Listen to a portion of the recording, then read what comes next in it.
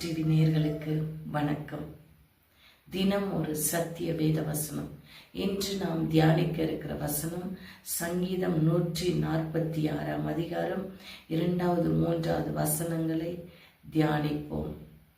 ரட்சிக்க திராணி இல்லாத மனுபுத்திரரை நம்பாதேயுங்கள். அவனுடைய ஆவி பிரியும், அவன் மண்ணுக்கு திரும்புவான், அவன் யோசனைகள் ஒழிந்து போம் என்று வேத வசனம் சொல்லுகிறது. ஆம் அன்பு பிள்ளைகளே, ரட்சிக்க திராணி இல்லாத மனுபுத்திரர். நம் எத்தனையோ விஷயங்களில் எல்லாவற்றிற்கும் மனிதர்களை நோக்கி ஓடிக்கொண்டிருக்கிறோம். வீடு பிரச்சனைகளாகட்டும், சொத்து பிரச்சனைகளாகட்டும், வேலை பிரச்சனைகளாகட்டும், குழந்தைகள் பிரச்சனைகளாகட்டும், ஆம் அன்பு பிள்ளைகள், எல்லாவற்றிற்கும் வாழ்க்கையிலே இவற்றிற்காக நீதிமன்றத்திற்காகவும் நீதிபதிகளுக்காகவும் பாதி வாழ்க்கை இதிலேயே ஓடி போகின்றது. ஆனால் அந்த ஞானத்தினால், மதிகெட்ட ஞானத்தினால் நாம் பாதி வாழ்க்கை அழித்து விடுகிறோம்.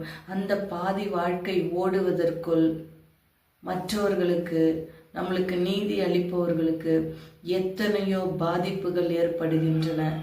அவர்களுடைய விஷயங்களில் எத்தனையோ பாதிப்புகள், உடல் நல கோளாறு மற்றும் விபத்து, ஆபத்து, வாழ்க்கையிலே அவர்களுடைய வாழ்க்கையில் அநேக பிரச்சனைகள், இப்படியாக அவர்களும் பாதி கழிக்க வேண்டியதாயிருக்கிறது.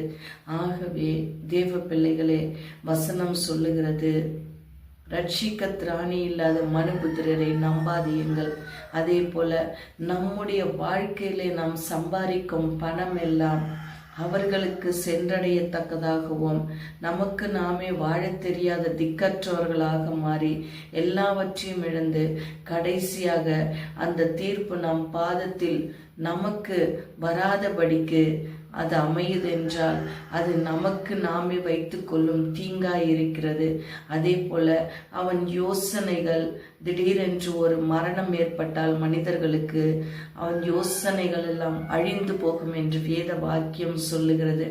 ஆம் அன்பு பிள்ளைகளே, அவன் மரணித்தால் அவன் எல்லாமே அழிவுக்கு வருகிறது. தன் குடும்பத்தை மறுபடியும் அவன் திரும்பி பார்க்க முடியாது, தன் பிள்ளைகளை பார்க்க முடியாது, தன்னுடைய எல்லாவற்றையுமே எதையும் பார்க்க முடியாது. அது மூச்சு காற்றோடு அப்படியே நின்று விடுகிறது.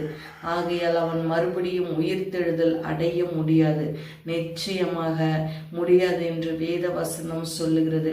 ஆகவே நாம் ஞானத்தினால், சுய ஞானத்தினால் அதை நம்மை தாமே சுதாரித்து கொண்டு நமக்கு இருக்கும் பிரச்சனைகளை நமக்கு நாமே, யாரெல்லாம் அதில் இருக்கிறார்களோ அவர்களை சுற்றியும் நாம் அதை பேசிக்கொண்டு, அதை நாம் ஒரு வழிவகை தேடிக்கொண்டு, அது ஒரு சமாதானத்துக்குள்ளே கொண்டு வந்து அதிலே நாம் வாக்குவாதம் செய்யாமல், மறுபடியும் அதை தொடர்ந்து நாம் ஓடாமல், நம்முடைய சம்பாதித்திய மற்ற வழிகளில் அநியாயமான வழிகளில் கொடுத்து நமக்கு சாதகமாக அமையும் என்ற வழிகளில் திருந்து செல்லாமல், நமக்கு எப்படி இது முடியும், எப்படி சமாதானமாக இதை ஆக்கி கொள்ள முடியும் என்பதை நாம் தீர்மானித்து செல்வோமானால் நிச்சயமாக நம் ஓட்டம் தொடர்ந்து ஜெயிப்பதிலே இருக்கும்.